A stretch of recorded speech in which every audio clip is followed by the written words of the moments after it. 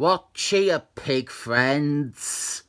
I am in a weird mood today, and I plain couldn't decide what I actually wanted to read or review. I got through about 5 different issues, reading only a page or two, and then going, no, I'm not feeling this, before landing on this issue of Defenders. This is issue 131, starring the new Defenders. I won't explain what makes the new Defenders different from simply the Defenders. Maybe watch another video of mine if you want to know that. This is the last issue written by DeMatteis, and he ends his mostly great run on Defenders with one of his comedy issues. And it is a nice, stress-free ending. The issue itself also lists Peter Gilbert as a co-writer.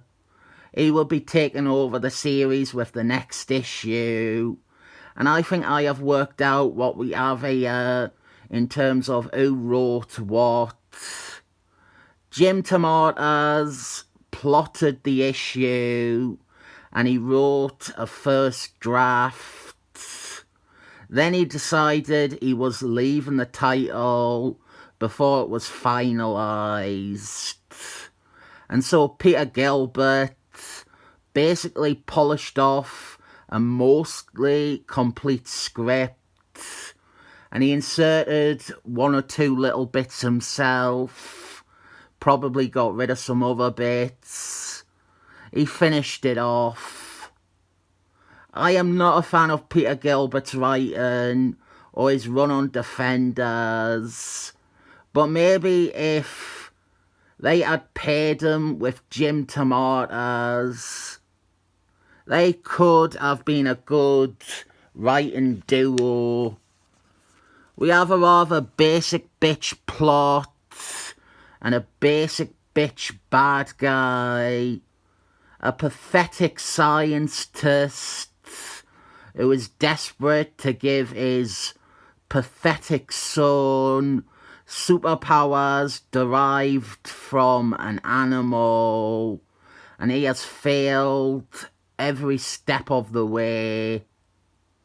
One day, the pathetic son pops on Magical Mystery Tour by the Beatles, and he is inspired by the song I Am the Walrus.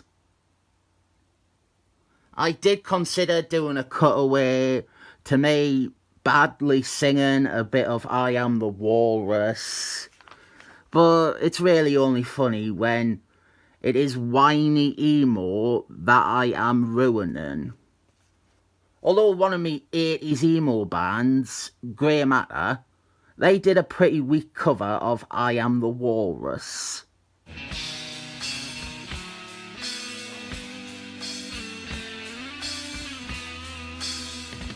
But the great thing about most of my favourite bands, they didn't give a fuck about copyright claims on YouTube. The story here stars the 3 members of the Excellent Men, who make up 50% of the new Defenders: Snowman, Wingman and Smurf.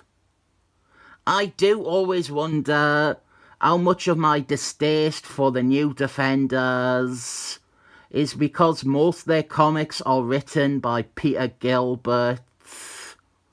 I wonder if someone else could have made me not see this team as a bad excuse to keep 3 Excellent Men characters in play.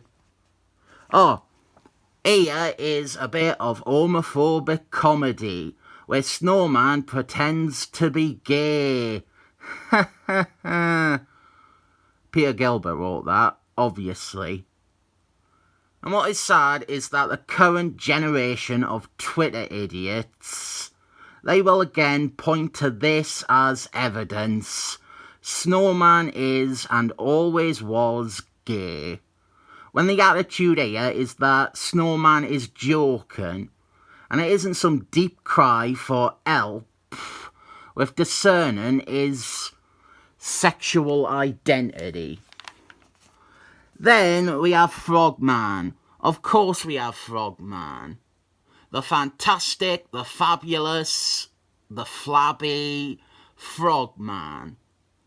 This issue is why I include Frogman's two first appearances, also by Jim DeMatteis, in my Defenders collection.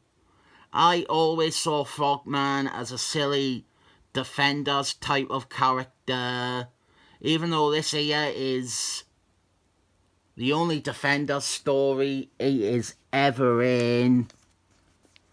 Smurf is given a lecture at a college. If I remember, this actually takes him out of the series for a few issues. He is busy on the lecture circuit and just not part of the team. I think this might be Peter Gilbert too. Smurf's speech here. I don't know. I try to be fair.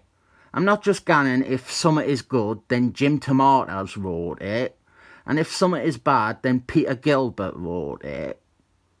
The homophobic bit was Peter Gilbert. He has plenty of homophobia in his comics, whereas Jim DeMatteis is insufferably tolerant, even to Nazis.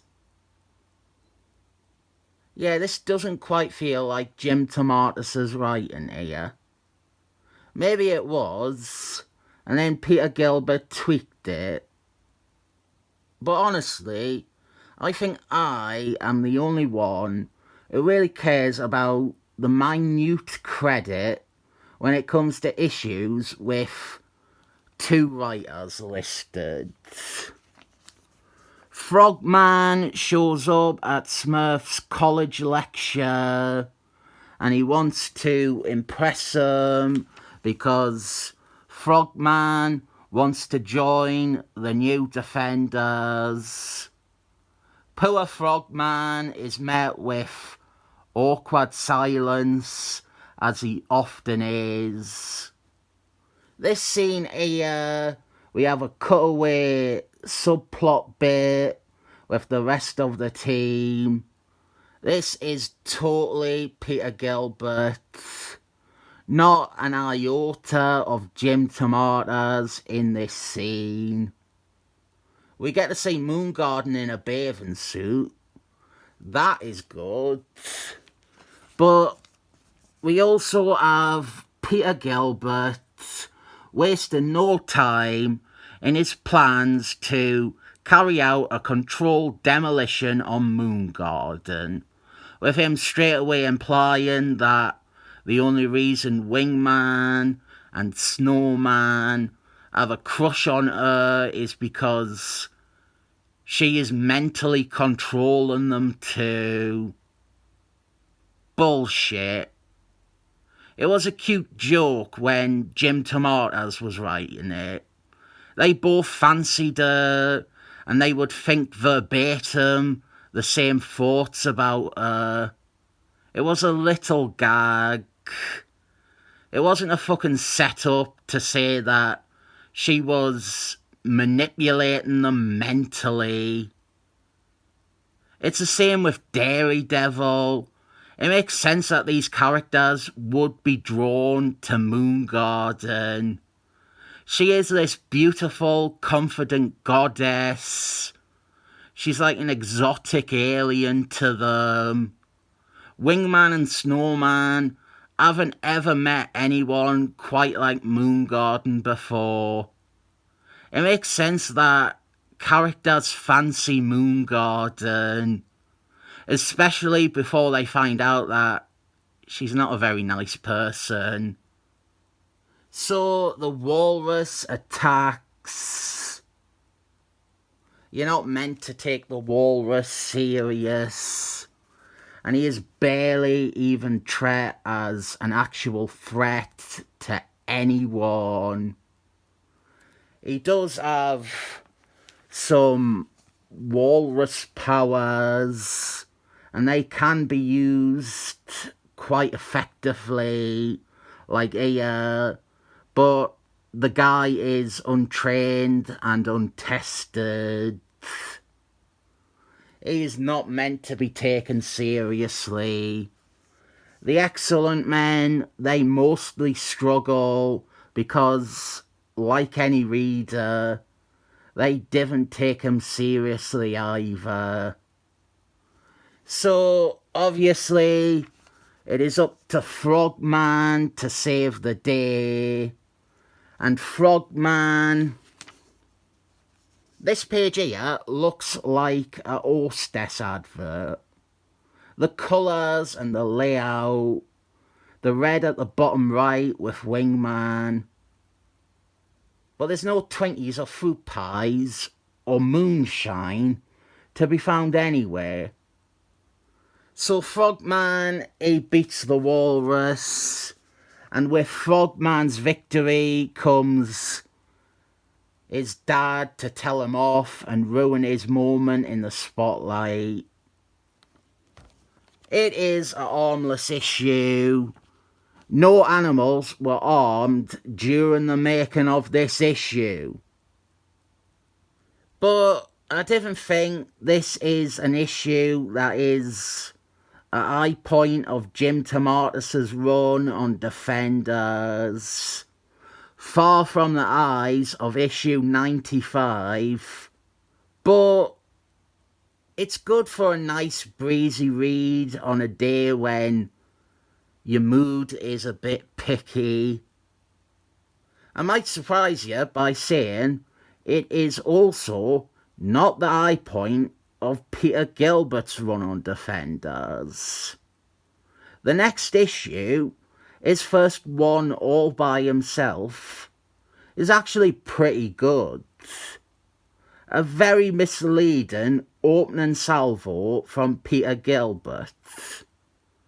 I think the very next one after that is fucking Cutlass and Typhoon. I will give this new Defenders a 7 thumbs a week.